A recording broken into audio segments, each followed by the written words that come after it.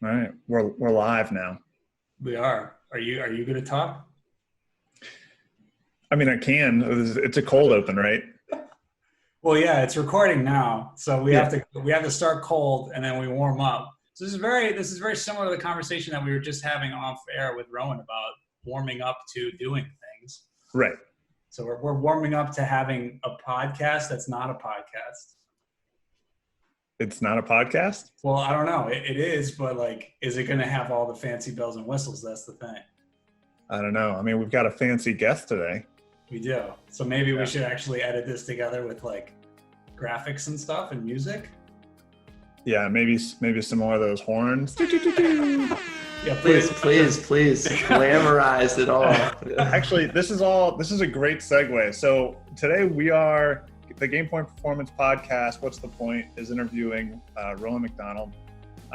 Rowan's been playing Ultimate for a pretty short amount of time compared to an old person like me, but he has had a tremendous, I don't know, just like year over year improvement to the point where he's, a standout in the men's game. I know he's been on truck since 2015, and since we're talking about those horns, he's been playing on the DC Breeze since 2016. We were teammates that year. One of my favorite parts about being on that team, and this sounds pretty silly because it is they would basically use that horn to signal like the DC Breeze and be like breeze, breeze. Still going. Yep, it's. I mean, I've been jealous. Love it or hate it. Love it. Yeah, I mean, I've been on the Flyers since then, and I've been on the Growler since then, and we just don't have anything of that caliber yet. We gotta earn our way there. Yeah, but Rowan started playing on the DC Breeze in 2016. 2 years later, he's the ADL League MVP, which is crazy.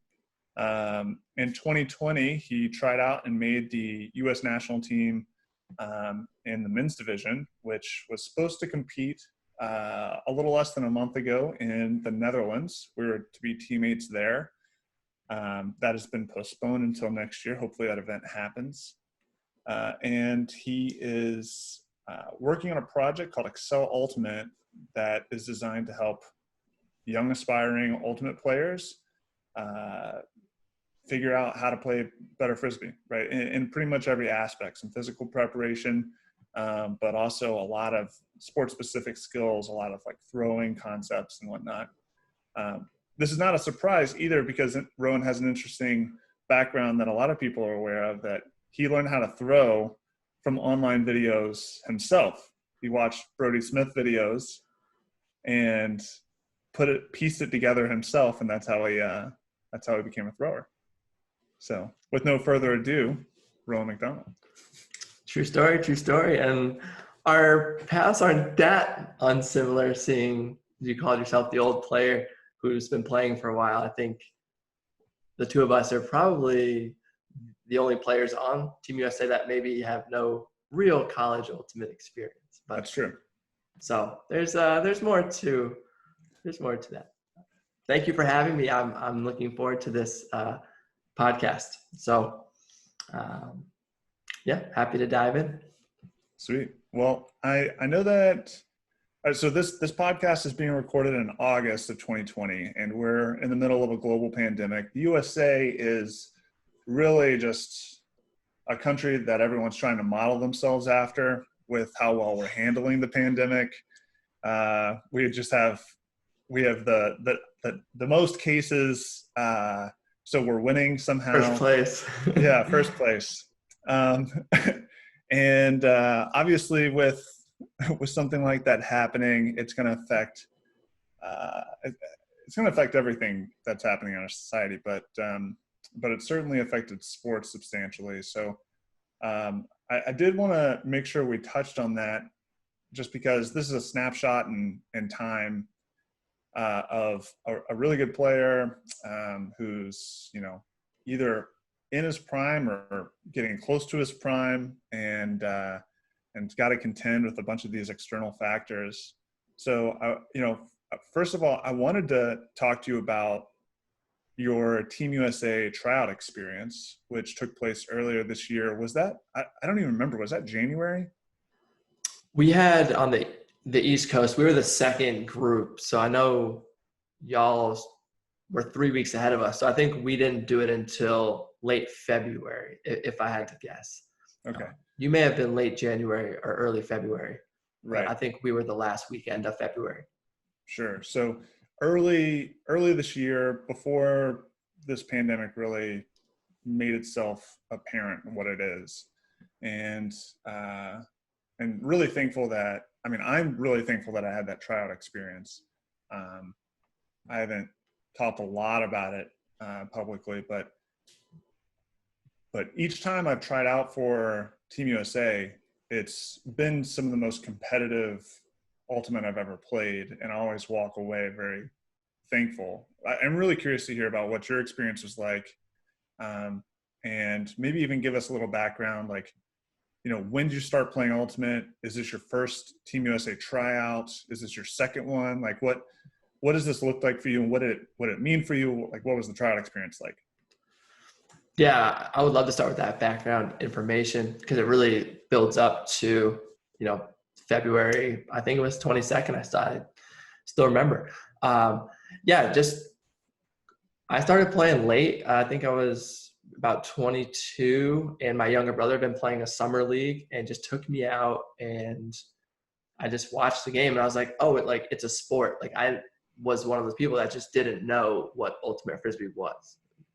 Was it disc golf? Was it a dog? Like, it was that. And then I saw a pole, they throw it at 70 yards. And then the whole sports side to it was like very eye-opening. And as you mentioned kind of earlier, how I learned to play. So my brother took me to that game, but then left for college. And then I was kind of left on my own to figure out how to throw. I had like a 15-yard flick that bladed. So I found some of those Brody's videos, the only content online to teach you how to play or to throw, and just threw in my room and built up over time. So ever since day one, I was pretty focused on improving as a thrower and as a player. And, as I progressed through my career, I always knew I wanted to kind of play on arguably the best team that I could. And it's definitely, watching the Japan USA men's final in the Worlds in 2016, like that game was crazy. And I was actually really disappointed that previous fall before that tournament because I applied to try out. And at the time I was like a defender on truck stop, right on the universe line. Maybe not like a top defender like David was or Nate at the time, but like, a top 7 defender. And I thought like I had a shot to at least make the tryout. That was, my goal was to make the team, even though nobody knew who I was, but like I still wanted to. That's just like a drive. But I didn't even get invited to the tryout. So I was like, dang, this team comes around every 4 years. Being able to try out can at least get you in the coach's eyes or get you those reps. And as you discussed, like that tryout itself is a different level of play. And to see that maybe once before making the team would have helped. Anyways, I didn't even get invited to the tryouts. So then I played the next 3 years, continuing to try to improve as much as I could. And then it all led up to the December before tryouts, where I actually kind of went to Panama for 2 reasons. One was I wanted to train in the warm, constant heat instead of the winter of DC. So I was there for 4 weeks training for that tryout almost every day, whether that was throwing or gym work, speed work. And this is October 2019, right? Correct. December 2019. December 2019. Yeah, it was like winter break. I coach American University's women's ultimate team with Natalie. So I was able to leave from winter break. So it was December 15th to January 15th, right in the middle of the winter in DC, and train in Panama for a month. So I was ready to go come tryouts. Physically, I think I was in the best, peak shape, similar to what you would expect at like club nationals. You want to go in there ready to go. So, in tryouts, like we've said, it was incredibly difficult. Every time you're on defense, you can't rest. You're going to get beat. Every time you're on offense, you have a talented defender. Usually there's times where you can just go into autopilot and get the disc. But yeah, it was a challenge, but more than a challenge, it was super fun just to play with players you've never played with, trying to accomplish goals with new people. Let's win this point. Let's win this scrimmage. I had a ton of fun in the mixed portion of tryouts. I think I honestly played better over there. And I just remember like playing with Amber Sinnerprope and just like amazing. So growing with new players, a common goal. We all had the same goal, but we had to use each other to get there and like play well together. It wasn't like you're competing against people, rooting for them to mess up. So yeah, tryout was great. And I was able to make the team. I left like not certain of anything for sure. And just, I got the email and made the team. So as you're saying, come August, so on paper, on schedule, we're 1 month post the World Championship. It was supposed to happen like exactly a month ago, the championship game. And there's been no ultimate. As soon as we got the email that everyone made the team, we also, at that time, the COVID stuff started ramping up and we got an email that said, oh, our first practice weekend might be postponed. And it was like, okay, in hindsight, that was like a tiny little wave of this monsoon tidal wave that was coming. Our first practice might get postponed. Oh, but the tournament's going to be safe.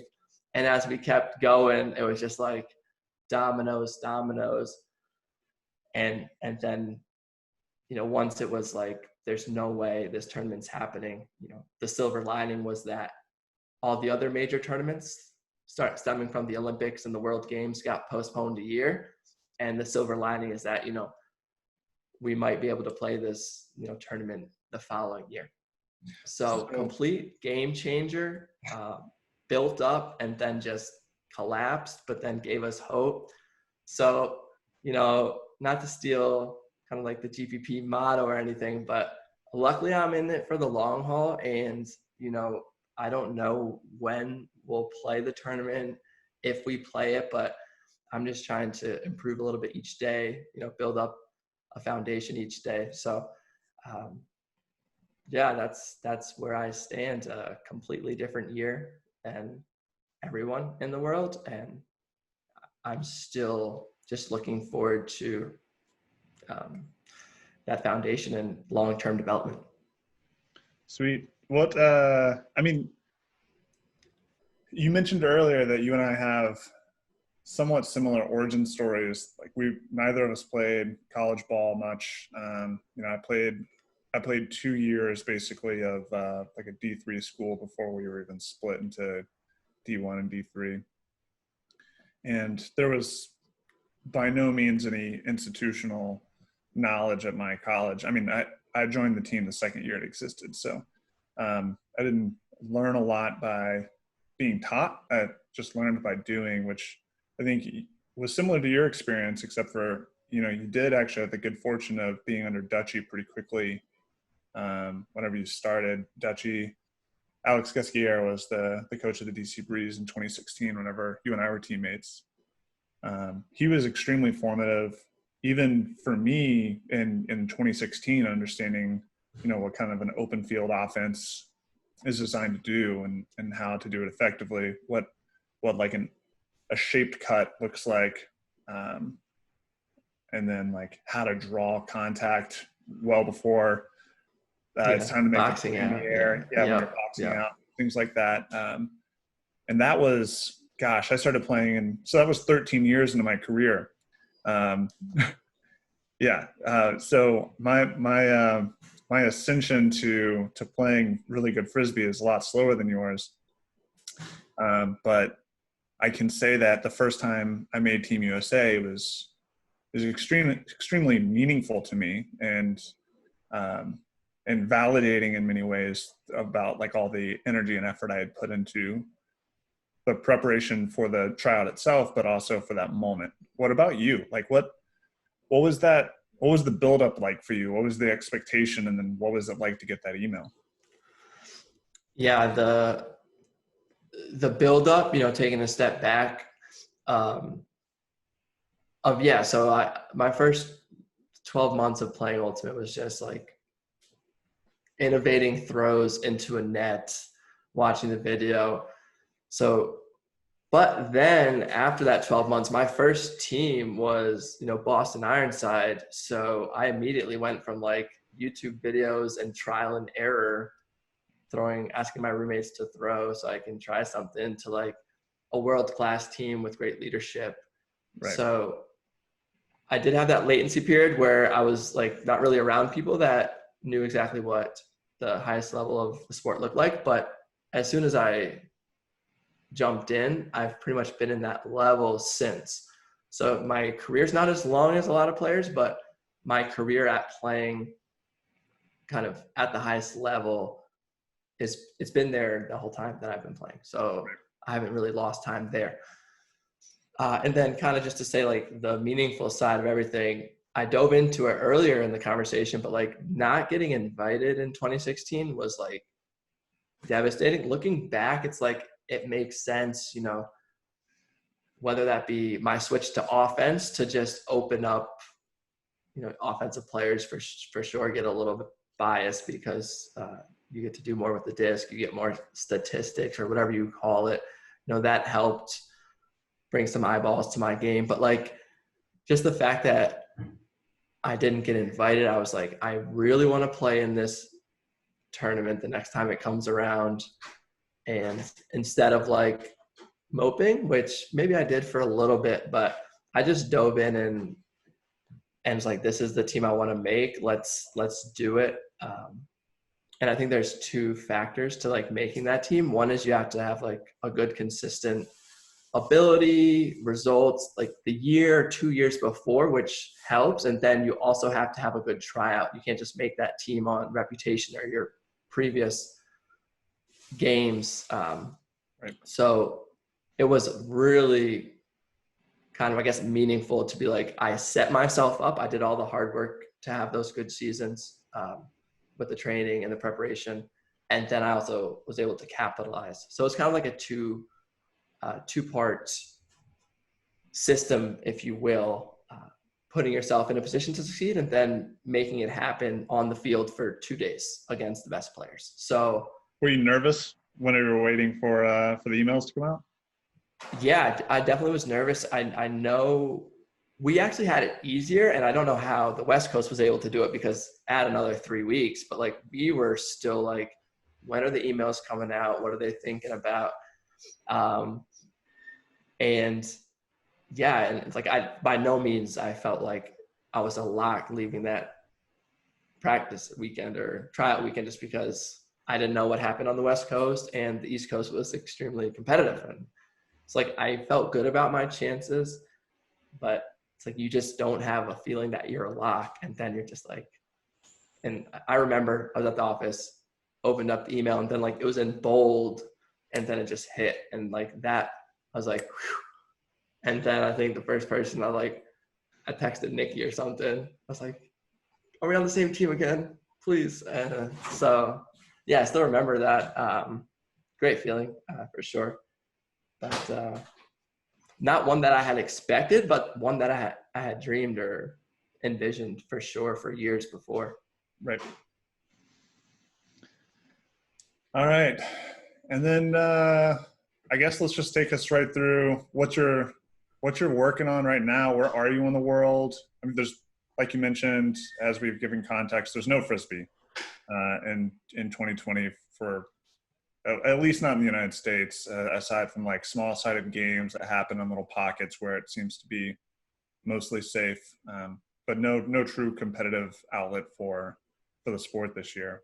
What's going on in your world? Yeah, I think right in late March when it was really picking up and things were like completely shut down, I kind of jumped ship from DC, lived right in the city, And it's just like, well, it's going to be a tough place if there's a lockdown, essentially, which the USA tried early, it seemed like, and then got a little bit lax. But I went to Maine, where my brother had just bought a house last winter. So he has like a big house in Maine. We live on a dead end street in a rural town of 5,000 people. So we have like tons of woods right out the window. We have space. There's a track down the field that has, or a high school, it has a track, it has a field to throw in. Nobody's like, it's pretty much our personal track. So I got here in March, and nothing has really changed in terms of where I feel like living in a city is great. Like there's still restrictions. There's still a higher possibility and probability of like getting or spreading coronavirus. So I'm still here. And even though like we were talking how Frisbee got disrupted, similar to, GPP, it's like my life revolves around Ultimate more than, most people that play either as a hobby or kind of as something on the side, where I'm also trying to make it as an Ultimate athlete or an Ultimate entrepreneur. So it's been a double challenge there. Luckily, up in Maine, we have this house. We have now a nice kind of gym studio. So I'm able to train, rehab, rest, get my body right. I'm still kind of hell-bent on becoming great and a better player every day. And then we've also turned the garage into like a little studio where we can continue to provide content for Ultimate. As you mentioned, Excel in the beginning of the show, it's just been kind of a void where as like learning how to play. I had Brody's videos. Rise Up did an amazing job. I haven't seen them too much lately, but the sport specific like information to build up as a player or as a team is kind of where I'm trying to, fill that niche with good, valuable resources. So yeah, I am still trying to prioritize Ultimate as a player, athlete, and also kind of working around it up here in Maine, where we have a lot of space, and I have a couple of brothers that are helping me out a little bit. So it's definitely better than most people's situations. Can't complain. Yeah, for sure. I mean, similar to you, I haven't been like directly impacted as severely as a lot of other people, right? Where, maybe people have been furloughed, if they lost their jobs, or like their whole world has been turned upside down. They're used to doing one thing and now they're doing another thing. I typically work from home. So I feel like, while it hasn't been easy, I've got nothing to complain about. It'd be nice if there was Frisbee in the world, because I like almost nothing more than getting people prepared to play. It sounds like you're very much in that same mindset. It's you just like I have, you've run a lot of camps in the summer for kids, so you have a lot of coaching experience. You've been coached by some really great coaches, namely, the two that stand out to me are probably Daryl and Dutchy, both excellent coaches in my estimation. And it's cool that you get to bring that experience into your own coaching world. Yeah, those are great coaches too. But Daryl kind of transformed DC into like a new culture system. Did a great job. Got a lot of buy-in. He's built up some young players to like maximize their potential. It's been really cool to see. And Dutchy was, he's like the coach in Ultimate right now. He's the accolades and the history. That was like my first kind of taste into his offense and his systems, which was great. Even Josh McCarthy back my first year. So I'm definitely kind of been in the right spot to absorb not only from good coaches, but, every time I play with, great players and people that are doing cool things, I'm, stealing what they got and learning from them. So a lot of the things I coach virtually through Excel are like paraphrases, ideas, or thoughts from great players that, they don't really have an outlet to coach Ultimate because they have such a successful other career. So I take all their information and then try to distribute it. But yeah, I guess the one challenge we have, speaking of those camps, and the reason why like Excel's like full virtual is, we run leagues and camps in DC, and those have all been canceled. That's another reason I'm able to kind of live in Maine. But at the same time, it's kind of been like, not hectic is the word, but pretty much our entire live revenue stream of, running those camps and leagues and clinics, that's gone. So now we had to instantly try to, create and salvage what we could. So, it's kind of fun to like wake up and like fight for your job, which is kind of the state I'm in. It's a little stressful, but it's like a little competitive, and it's actually enjoyable. Yeah, I bet in many ways it's more rewarding. So that's, I guess, the next thing that I wanted to get into is at least touching on the content that you're creating. So, I mean, it's not like you're taking a camp experience and throwing it online or anything like that. That's a bit of a different animal, but it does seem like, you're trying to take throwing skills, for example, or receiving skills, or defensive skills, and touch on those to varying degrees of depth in your videos. Would that be a more accurate description? Yeah, that's essentially like exactly what we are. In the last, I guess I've been playing like pretty advanced Ultimate since 2013. So it seemed, at least from the stories that I heard, but like coaching is now a pretty big thing in Ultimate, but it has never always been the case. Whether that's been like college programs were all captain led, even club programs, it sounded like we're all just captain led, and coaching is something new. Basically we're just trying to fill a gap to a lot of either beginner or intermediate players or teams looking for a little bit more, how to, essentially, how to throw better, whether that's mechanics, drills, techniques, how to cut better, same thing. So we're trying to increase the content to improve individual skills for players, but also we're going to be mindful that, not every team has a coach, or not every coach has the experience. Sometimes it's just either a volunteer parent, or, I don't even know, not to pick people that I know, but like, there's some people that are just coaching because they're the coach, and maybe they're not the best coach, but provide either them or those teams with more team resources.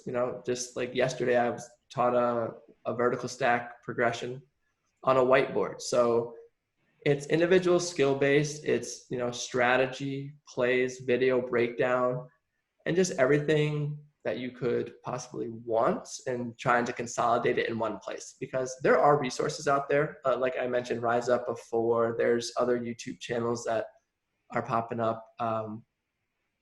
And in the sports specific side of things, I'm, just trying to make essentially like a Netflix where you scroll down and it's handler defense, 5 episodes, vertical stack whiteboard, 5 episodes, and just put a huge net of information in one spot for people to find information that I personally didn't have access to when I was coming up as a player.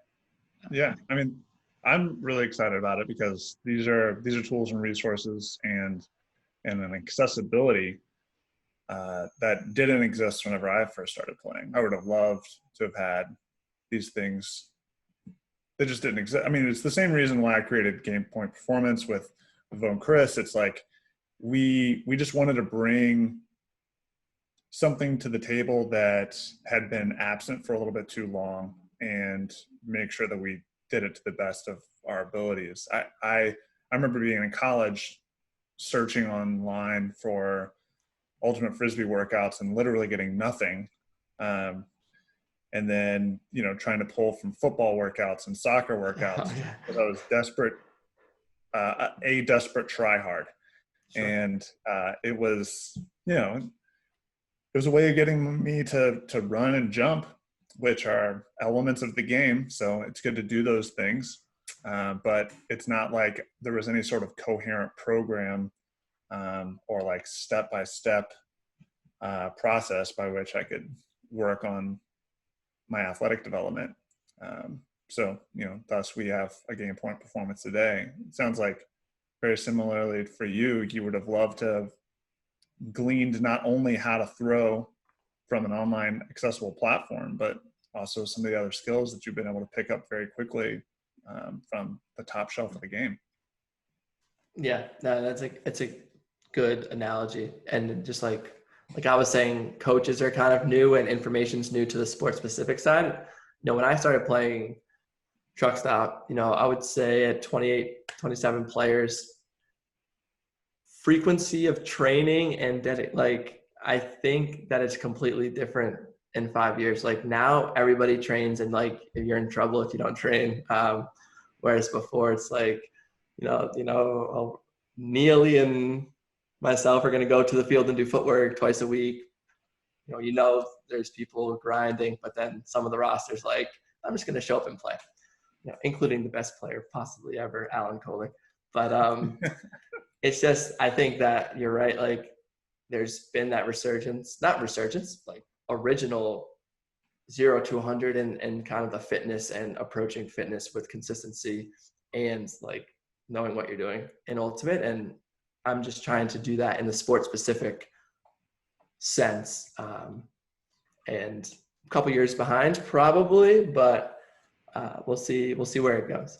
I mean, you and I have talked offline a little bit, and it sounds a lot like you've got a pretty substantial backlog of content, right? Like you've been working on this for a long time, and like the stuff that people are seeing right now, I think is just the tip of the iceberg. Is that right?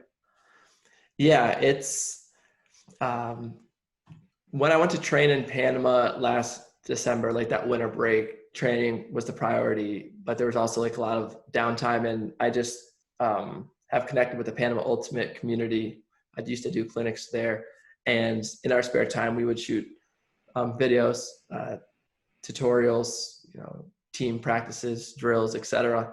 So we started to just kind of stockpile content, and the goal probably is to release everything kind of at once. Right now we're in a holding phase where our website has probably 15 free videos and maybe 10 to 15 that you can purchase for a small fee.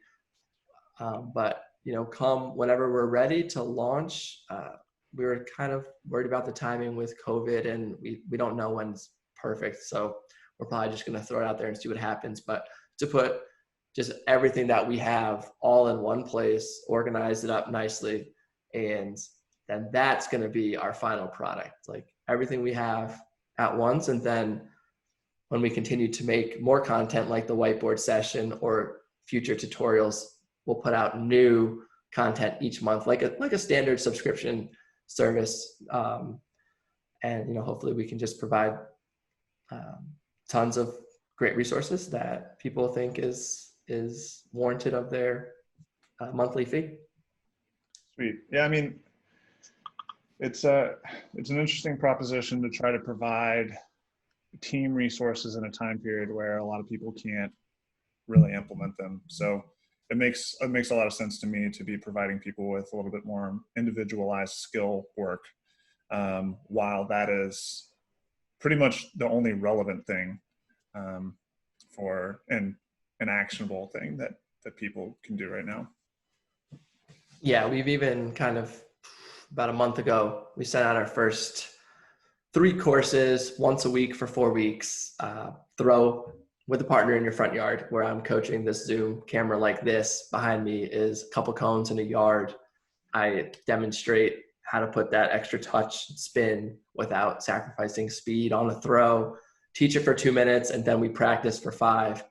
So I have started to kind of do like virtual courses and classes that will definitely end up on Excel at some point. But like you were saying, that's kind of the number one way we found right now. People are looking for practice? Do they miss putting Ultimate on their schedule? So we have those kind of courses right now. So yeah, we are kind of catering more to how can we get better now at home or in a small safe space like a local park. But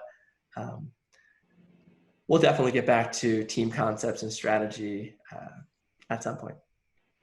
Cool.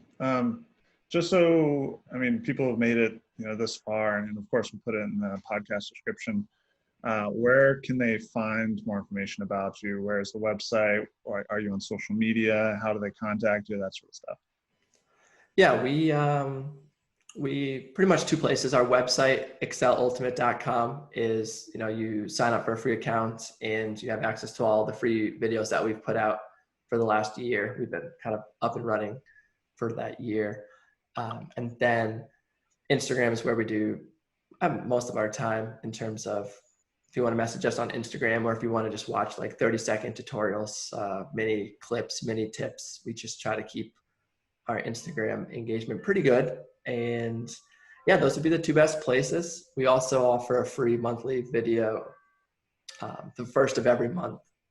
And you can sign up for that on our website too. So it's just, I think we did a subscriber Q&A last month, how to jump our first month. But yeah, excelultimate.com is the best. And follow us on Instagram. Can you spell that out? Because there are a couple ways of saying Excel. Yeah. We thought about like playing with a few. EXCEL, Excel, I think. Yeah, it is. Ultimate.com. So.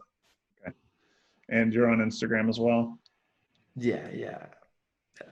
Same sort of thing. Excel. Yeah, Excel Ultimate. Yeah, we got pretty lucky that got that. All right. Well, cool. I think we can kind of wrap it up a little bit here. There's some other things that I do want to talk about, but maybe that will be another episode. I want people to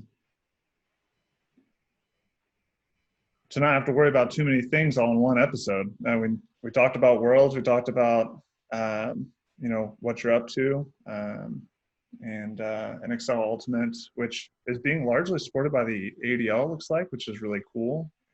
Hopefully that gets it in the hands. I know a lot of aspiring Ultimate players pay attention to the ADL channels because, I don't know if you've had the same experience I have, but sometimes on your own Instagram pathways, you're, got a bunch of like 15-year-old kids who are just in love with Ultimate, trying to figure out how to play. Oh yeah, that's, I'm sure, the majority of our followers. So yeah, people, young, hungry players. Luckily, we're seeing more like intermediate and advanced club players also investing a little bit more into their own development too. So we're excited for the future of people dedicated to kind of improving themselves as an athlete like GPP, and then as a player, sport specific way. So.